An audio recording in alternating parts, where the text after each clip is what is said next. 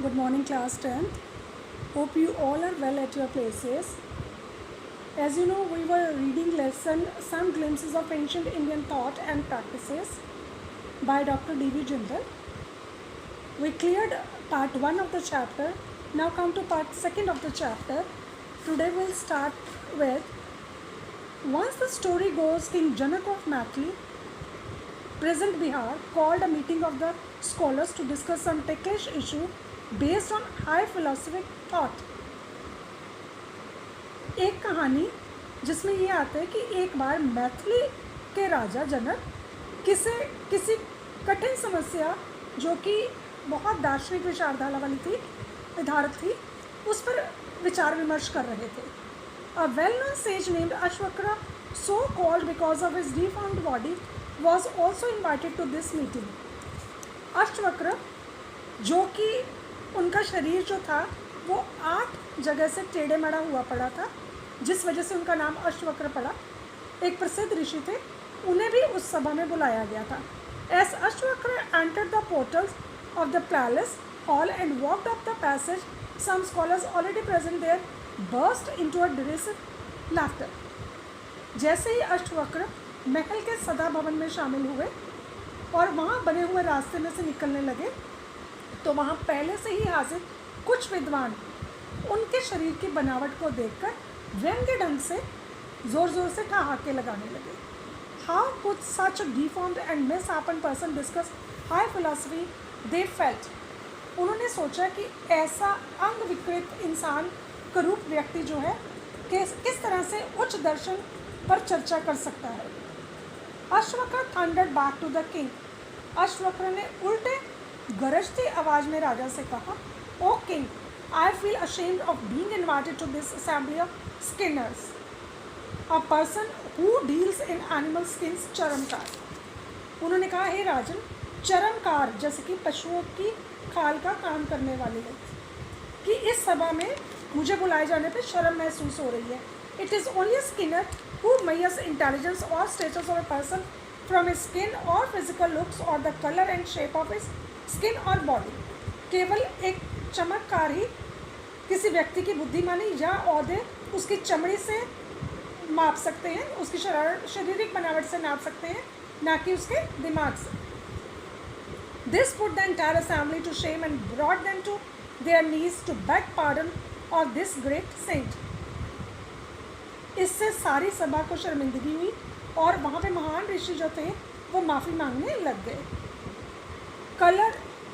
Colour of the skin और shape of the body has never been a major of intelligence और status in this country.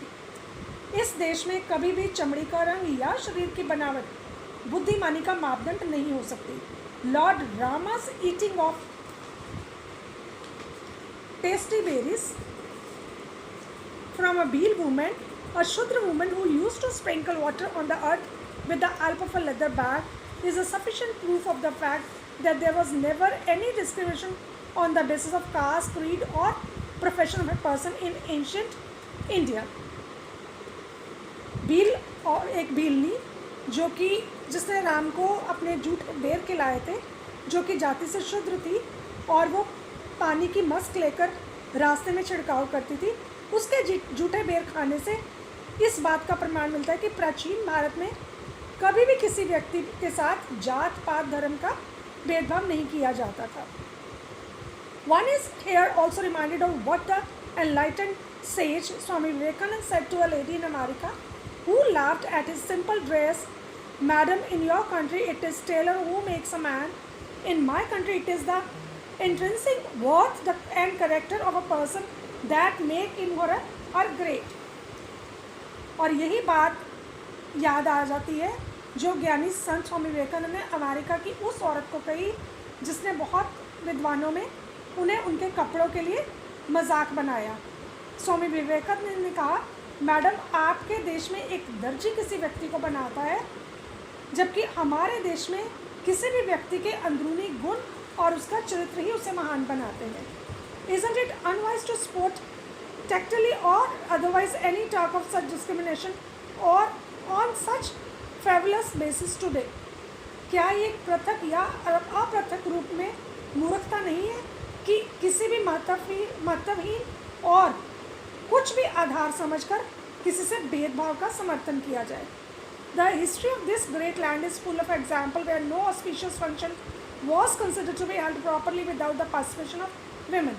इस महान देश का इतिहास इन उदाहरणों से भरा हुआ है कि औरतों द्वारा किसी भी अगर धार्मिक काम में हिस्सा ना लिया जाए तो उसको अधूरा समझा जाता है। So much so that if no woman could somehow make it to the function, a statue of the woman was created to mark her auspicious presence. जहाँ तक कोई औरत अगर किसी वजह से उस धार्मिक काम में शामिल नहीं हो सकती थी तो उस औरत की गैर हाजिरी में उसकी मूर्ति बनाकर वहाँ पर प्रतीक के रूप में रखी जाती थी।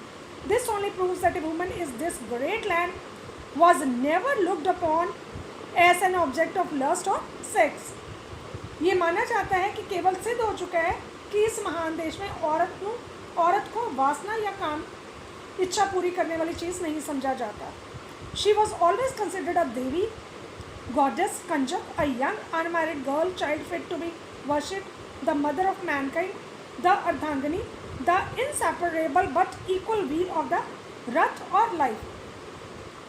औरत को हमेशा एक देवी, एक कंजक, जो कि छोटी सी उम्र में लड़कियों की पूजा की जाती है, इंसान की जाति की माता अर्धांगिनी, जीवन रथ का महत्वपूर्ण अंग और ना अलग हो सकने वाला पहिया माना जाता है। This fitly explains Chhatrapati Shivaji's bowing his head before a woman and respectfully restoring her dignity as a mother when some misguided soldiers of his victorious army presented her to Shivaji as gift. Chhatrapati Shivaji द्वारा एक औरत के सामने सिर झुकाना और एक माँ की तरह उनका मान दोबारा स्थापित करने के पीछे यही भावना काम करती है। जब उनकी जेतु सेना कुछ बुरे सैनिकों ने एक औरत को शिवाजी के सामने तोहफे के रूप में पेश किया। This too explains that the great wars in both the sacred epics, the Ramayana and the Mahabharata, were fought for defending the upholding the honor of this Matra Shakti, the powerful motherhood. ये हमें ये बात बताती है कि रामायण और महाभारत दोनों पवित्र महाकाव्य में महान युद्ध इस मातृ शक्ति के सम्मान की रक्षा करने के लिए चला और उसके समर्थन के लिए लड़े गए। Does this not put those to shame who think of resorting to female fratricide or denying the female sex their rightful place in the affair of the world? क्या ये उनको शर्मिंदा नहीं करता जिन्होंने कन्या भ्रूण हत्या का सहारा लिया या विश्व में शामिल औरतों ने उनका न्याययोग्य स्थान देने के सोच रखा है। Class 10th, I hope you understood the chapter very well. Give it a reading to your lesson. Go through your question answers carefully. Thank you so much.